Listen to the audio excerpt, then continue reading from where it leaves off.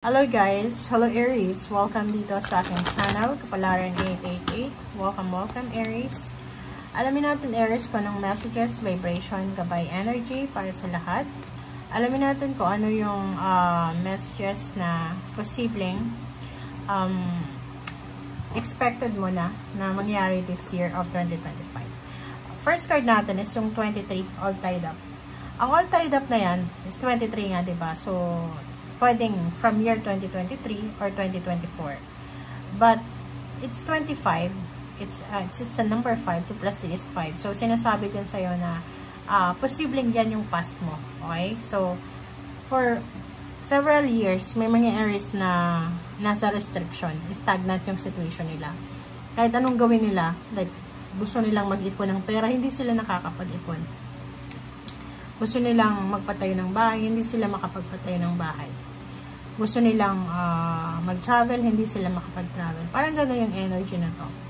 But this year, sinasabi sa'yo dito, Aries, na may recovery ka na. Kasi nandito si Archangel Gabriel, bibigyan ka niya ng recovery, ng balance, ng healing, ng creativity, ng good luck, ng good fortune, ng prosperity and abundance, and new beginnings.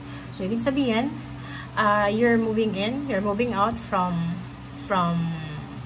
past na kailangan mo ng kalimutan. Okay? So, pag-comment sa comment section, yung mga Aries na sa year 2024, nahirapan kayo kasi parang feeling nyo stagnant yung situation, maraming plano yung naudlot, maraming plano yung nahang kasi hindi pumabor sa inyo yung takbo ng universe. Dito sinasabi sa'yo na bibigyan kaya ng second chance, third chance, or eto na talaga yung pinaka-highlight sa buhay mo. Okay? Expansion. Diba? Aries, ibibigyan sa'yo ng universe. Healing. Diba? Magkakaroon ka ng healing, recovery sa 2025. Ito yung several years na stagnant ka, several years na walang nangyari sa buhay mo, bibigyan ka ng chance. Pwedeng last chance mo na to, or pwedeng second chance na makapag-expand. So, sinasabi sa'yo dito ng expansion card na spread your wings and soar. Diba? It's time for you to soar. It's time for you to level up. Okay? So, dito sinasabi na gamitin mo yung mga pinagdaanan mo, yung burdens mo for past few years, yung mga trials, na gamitin mo siya para makatulong ka sa mga tao, maging inspirasyon ka nila. Okay? And dito sinasabi na show the world what you're made of. So, ipakita mo sa buong mundo kung ano talaga ang kakayahan mo. Pakita mo sa buong mundo kung ano talaga ang pwede mong mai-contribute sa buong mundo. Okay? Okay. Thank you.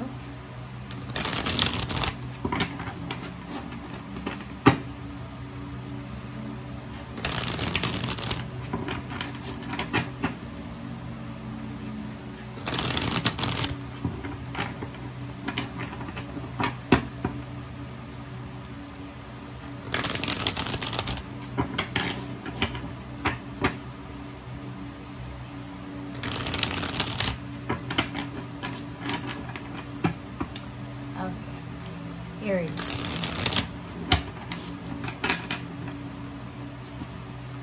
Okay, hatiin natin. First card mo dito is 8 of Swords. So, it's all tied up. So, sinasabi ng Barasa dito na yung nangyari sa'yo sa nakaraan ay posibleng dala-dala mo siya ngayon this year. Hindi para maging bitter ka, kundi maging parang lesson to sa'yo. Gagamitin mo siya as sandata para makasurvive ka, para magkaroon ka ng motivation. Okay? So, the star card, nakikita ko sir dito na isa sa mga wini-wish mo, isa sa mga pinapangarap mo sa buhay, ang posibleng mangyari, matupad sa taong ito. Okay? So, isang wish ang ma-fulfill, isang wish ang posibleng ma-accomplish mo. And, emotionally, physically, psychologically, financially, sobrang strong yung taong ito para sa'yo. Okay, next card is 5 of Coins. So, nakikita ko sa'yo dito na yung financial mo ay posibleng maayos ito. Kasi, nandito yung strength, nandito yung star. Sinasabi sa'yo na siguro for the past few years, problema sa pera yung kailangan mo, or problema sa pera yung pinoproblema mo, and yung, siya yung burdens mo. And this year, sinasabi na unti-unti kang makaka-recover. Hindi ka man siguro sasabihin natin na biglang milyonaryo, bilyonaryo, hindi. Pero makaka-recover ka. Like, for example, makakabayad ka ng utang mo. Makukuha mo kung ano yung justice, diba? So, yun. 6 of coins. And then the lover. So, nakikita ko sa'yo dito na balance yung financial mo. Kasi, maybe in a relationship ka, may asawa ka, may boyfriend, girlfriend ka, nasuportado ka. So, ibig sabihin, yung financial success mo, yung financial balance is from your relationship. Susuportahan ka ng karelasyon mo in terms of money. Susuportahan ka niya sa financial needs mo, sa financial wants mo, or sa kung ano man ang financial new beginnings na gusto mo. Okay. So, nakikita ko sa'yo dito isang posibleng pangarap mo sa buhay na sinuko mo na siya. Like, yung mga childhood dreams nyo, o yung mga dreams nyo, long time ago, yung bata pa kayo. Nakikita ko sa'yo dito na posibleng ibabalik nyo ulit siya. Like, yung plano nyo, like, plano nyo magpatayo ng bahay sa probinsya, mag-travel, parang ganun. So, nakikita ko na itutuloy mo siya. Love life, mag-iingat ka kasi itong darating na offer of love, itong love life na to, is posibleng temptation siya. Lalo na kung ito ay may asawa or ikaw ay may asawa. Queen of Coins, meron kang mahahawakan na pera. So, if ever makahawa ka ng lump sum of money, be careful kasi pwedeng temptation ito. Okay? Pag-isipan mo kasi pwedeng may isang tao. Ito na naman. Okay? Nakita ko to last year, 2023, 24 na reading sa'yo, Aries. Dito sinasabi na pwedeng may manligaw sa'yo in terms of intimate love life yan. Liligawan ka o offeran ka ng lump sum of money, malaking halaga. Mag-iingat ka dito kasi patibong lang siya.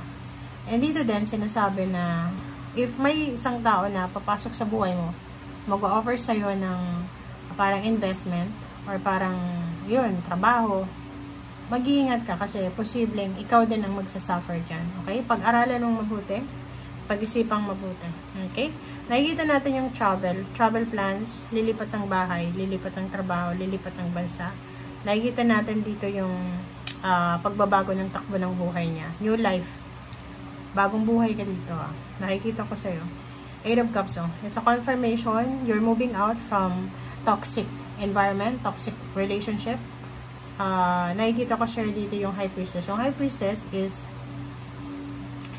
sinasabi ng High Priestess dito na may mga hidden messages or hidden blessings na posibleng ibigay sa yung universe na tong ito. Okay? And last card natin is 4 of Swords. Nakikita ko siya dito na this year, bibigyan ka ng pagkakataon ng universe na makapagpahinga, makapag-isip, makapag-meditate, makapag-contemplate. And ihanda mo habang nanonood ka sa ngayon, if you're planning to move out from toxic company, country, sinasabi dito na possible siya this 2025. And then, yun, travel, ang daming travel dito. Travel plans, basta ang dami. Okay? And if meron kang mga bad habits or meron kang mga unhealthy habits, paalis ka na doon. Okay? Your new life, new you. Okay? Yung nakikita natin. Thank you guys for watching and see you again. Bye!